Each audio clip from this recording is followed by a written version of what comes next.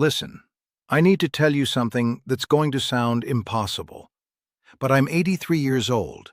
I've been a rabbi for over 6 decades, and what I'm about to share with you has changed more lives in the last 3 months than anything I've taught in my entire career. There's a prayer, an ancient Hebrew prayer that's been hidden in plain sight for thousands of years. And when you pray it correctly, with the right understanding, money starts appearing in your life within 24 to 48 hours. I'm talking about unexpected checks, refunds you forgot about, opportunities that seem to come from nowhere. Before we go any further, do me a favor. Hit that like button right now. And here's why that matters. YouTube's algorithm needs to know this message is reaching the people who need it most. Every like tells YouTube to show this to another struggling believer who's been praying for breakthrough. And drop a comment right now with these 3 words: money flows now. Just type it. Money flows now. This isn't superstition. This is a declaration of faith, and I'll explain why those specific words matter in just a moment. Now, I know what you're thinking. Another rabbi making promises about prosperity. Another teacher talking about breakthrough that never comes. I understand your skepticism because I see you. I see the stack of bills on your kitchen table. I see you lying awake at 3 a.m. doing math in your head, trying to figure out how you're going to make it through the month. I see you avoiding phone calls because you know it's the credit card company. I see you pretending everything's fine at church while your stomach is tied in knots. You're 55, 60, maybe 75 years old, and you thought by now things would be different. You thought you'd be secure. You thought you'd be blessing your grandchildren, not worrying about your own next meal.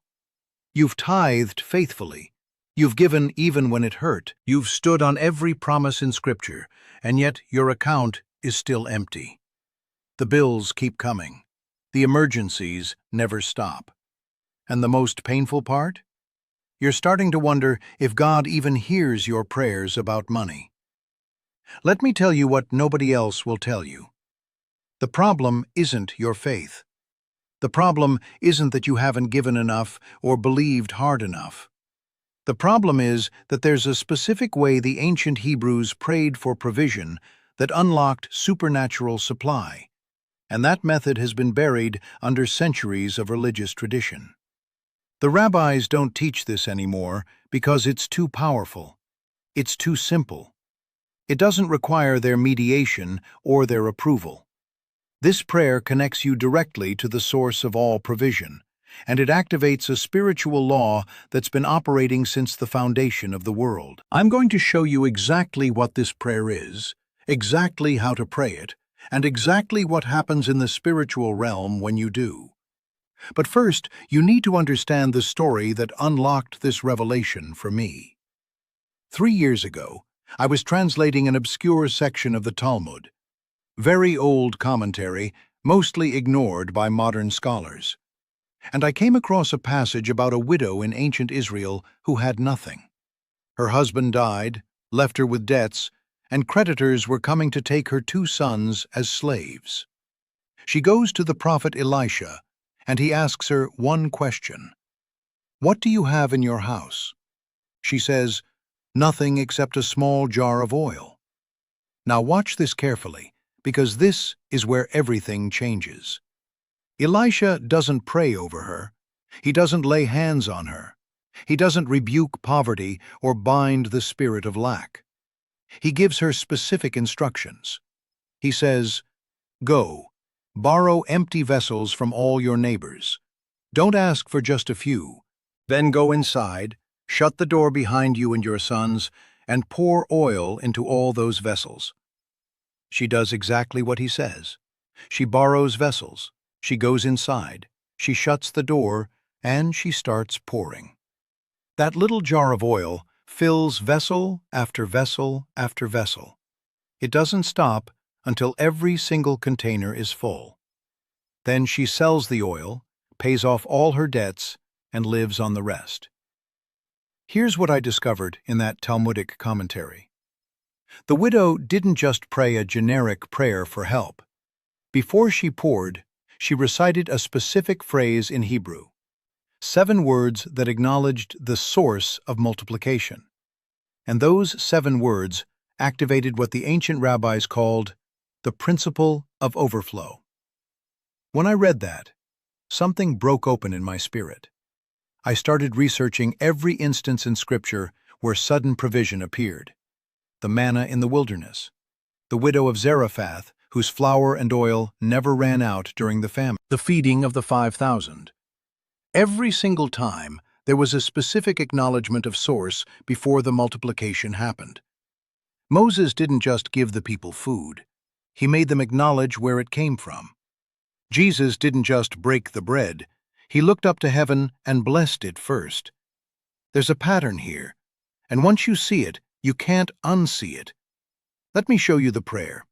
It's based on Psalm 24, verses 1 through 3. But we're going to break it down word by word, because every phrase unlocks a different dimension of provision. Verse 1. The earth is the Lord's, and everything in it, the world and all who live in it. When you pray this, you're not asking God for something He doesn't have. You're acknowledging that He already owns it all. Every dollar in circulation, every resource on the planet, every opportunity for income, it's already His. This removes the spirit of begging from your prayer and replaces it with confident expectation. The Hebrew word for earth here is eretz, but it also means materiality. You're declaring that all material substance belongs to God. Money is material, houses are material, food is material, and it all belongs to Him, which means He can redistribute it however He wants. Verse 2. For He founded it on the seas and established it on the waters. This is about foundation. God didn't just create wealth. He founded the very systems of exchange. He established the laws of multiplication. When you pray this line, you're tapping into the original design for prosperity that existed before corruption entered the world. You're going back to Eden's economy. The word founded in Hebrew is yasad, which means to set on a firm base. God set prosperity on a firm base, not on luck or chance or human effort. It's a fixed spiritual law. When certain conditions are met, multiplication must occur. Verse 3. Who may ascend the mountain of the Lord? Who may stand in His holy place? Now this is the key. This verse is asking a question. Who's qualified to receive? And the answer comes in the next verse. Those with clean hands and pure hearts. But here's what the ancient rabbis understood that we've forgotten. Clean hands doesn't mean perfect behavior. It means hands that are open, hands that have released control, hands that aren't gripping in fear. When you pray this section, you're declaring your willingness to receive. You're opening your hands spiritually. You're releasing the white-knuckled grip of anxiety and fear that's been blocking the flow. Here's how you pray it. Every morning, before you check your phone, before you look at your bank account, you speak these verses out loud. But you don't just recite them, you personalize them. You pray them like this.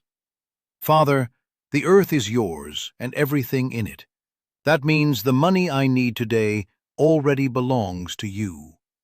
You founded prosperity on an unshakable foundation. You established laws of multiplication that cannot be broken. I'm ascending to your holy place with open hands and an expectant heart. I receive the overflow you've already set aside for me. Then you add this Hebrew phrase, Baruch atah Adonai, notein lechol chai ratzon.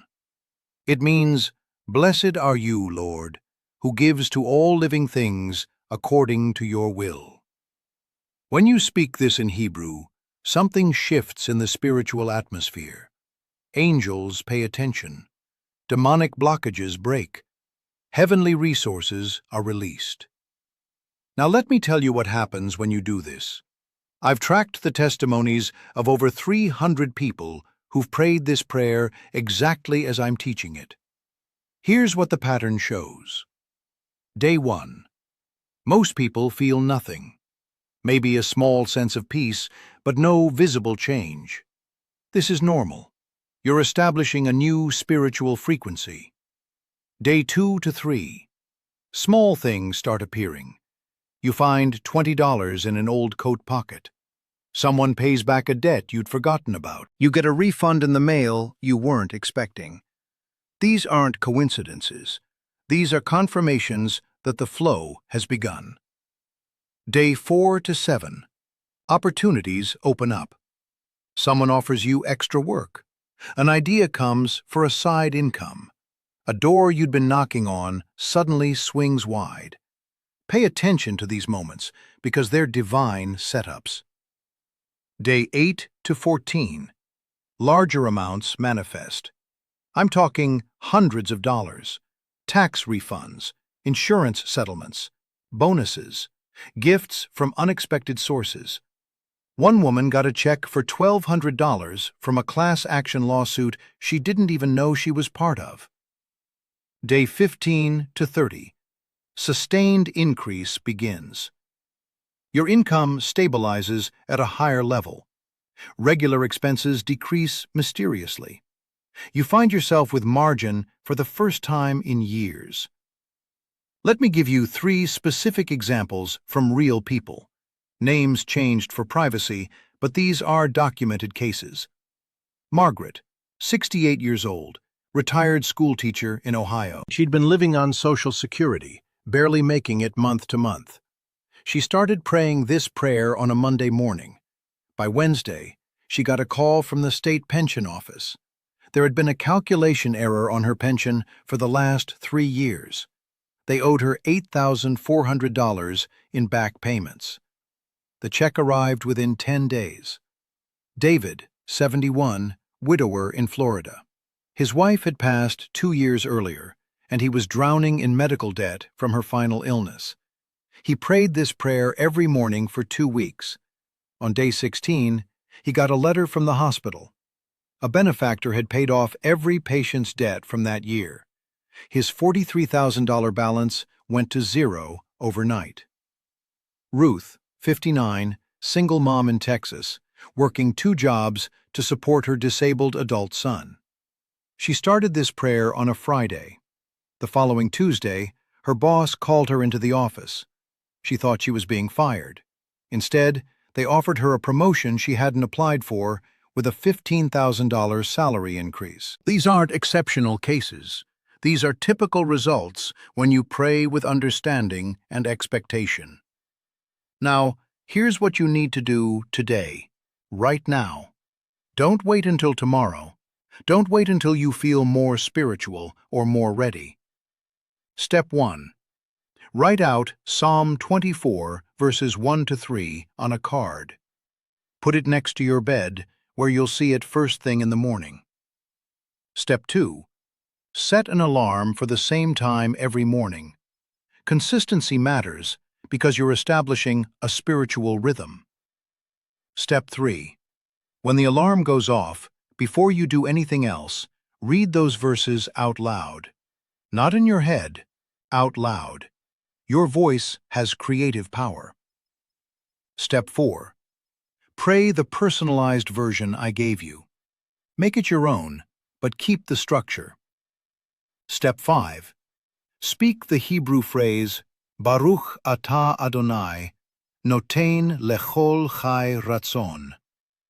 Don't worry about perfect pronunciation. God hears your heart. Step 6. Sit in silence for 2 minutes. Just breathe. Receive.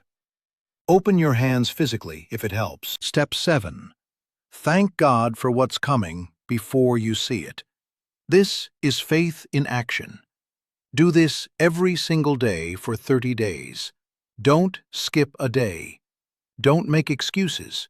Your breakthrough is on the other side of your consistency. Here's what not to do. Don't tell everyone about this. Jesus said when you pray, go into your room and shut the door. There's power in secret prayer. Don't turn this into a magic formula where you're just mindlessly repeating words. Engage your heart. Mean what you're saying. And don't check your bank account obsessively, waiting for change. Faith is the evidence of things not yet seen. Keep praying even when you don't see immediate results. One more thing. When the money starts flowing, and it will, don't hoard it. The principle of overflow means it flows through you, not just to you. Be generous. Tip bigger. Give to someone in need. Sow into good soil. This keeps the channel open for more to come. I'm 83 years old. I've seen a lot of teaching come and go. I've watched trends in the church rise and fall. But this isn't a trend. This is ancient truth that's been buried and is now being restored in these last days. God is raising up a generation of believers who understand the spiritual laws of provision. You're part of that generation. The rabbis don't want you to know this because it gives you direct access to heaven's storehouse without needing their approval or their rituals. But you're a royal priesthood. You have the right to come boldly before the throne of grace. And when you come with the right prayer, speaking the right words, standing on the right foundation, heaven must respond. So let me pray this over you right now. Father, I thank you for every person watching this. I thank you that even as they've been listening, something has shifted in the spiritual realm. Blockages are breaking. Assignments against their finances are canceled. Angels of provision are being dispatched. I declare that within 48 hours, they will see a sign of your faithfulness. Within 30 days, they will see overflow they haven't experienced in years. Let it be so in Yeshua's name. If this message has stirred something in your spirit, do two things for me. Hit that subscribe button and turn on notifications. I release content like this every week, and you don't want to miss what's coming next. And drop a comment right now with those 3 words: money flows now. When you type that, you're making a public declaration of faith. You're agreeing with heaven's plan for your provision. Remember, the earth is the Lord's and everything in it. That includes the money you need. It's already set aside for you. Now go receive it. This is Rabbi Shimon. May the Lord bless you and keep you. May his face shine upon you and give you peace.